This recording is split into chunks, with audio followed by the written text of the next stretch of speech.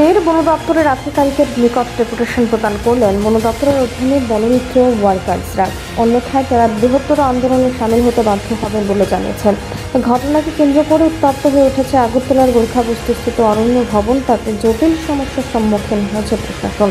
মঙ্গলবার বিভিন্ন দাবি দেওয়া নিয়ে আগরতলার গোর্খাবস্তিস্থিত অরণ্য ভবনের সামনে বিক্ষোভে সামিল হন বন দপ্তরের অধীন বনমিত্র ওয়ার্কার্সরা। বিক্ষোভ শেষে বন দপ্তরের অধিকর্তার নিকট ডেপুটেশন প্রদান করে বনমিত্র ওয়ার্কার্সরা এবং প্রায় 600 জন বনমিত্র ওয়ার্কার্স সম্মিলিতভাবে আধিকারিকের নিকট ডেপুটেশন প্রদান করেন। আমরা বন দপ্তরের মুখ্য আধিকারিকের নিকট ডেপুটেশনে মিলিত হয়েছি।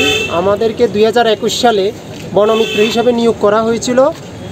মাসে 15 দিনের হিসেবে আমাদেরকে অনারিয়াম দেওয়া হতো। এরপর আমাদেরকে 20 দিন করা হয়েছে 212 টাকা করে, এরপর 226 টাকা করে। এখন বর্তমানে আমাদেরকে 4540 টাকা করে দেওয়া হয়।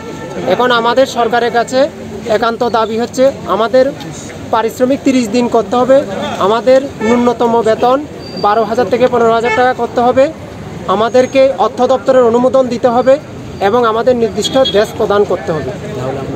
নাহলে আজকে আমাদের এখানে এই নিয়ে আমরা এখানে এসেছি। আজকে আমাদেরকে লিখিত দেওয়ার জন্য লিখিত দিতে হবে, নাহলে আমরা এখানে ডেপুটেশনে আগামী দিন আমরা বৃহত্তর ডেপুটেশনে যাব।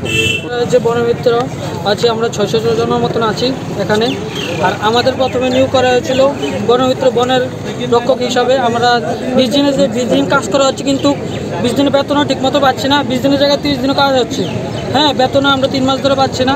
আমাদের ডেপুটেশনটা হলো আমাদের 30 দিন করা হোক।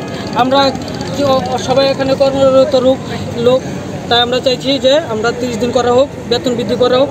এই আবদার নিয়ে আমরা এসেছি এখানে। আমরা বনমিত্রে বন সংরক্ষণ বলতে যেখানে বন দপ্তরের অধীনে যেগুলো কাজ থাকে এগুলোই আমরা করে থাকি।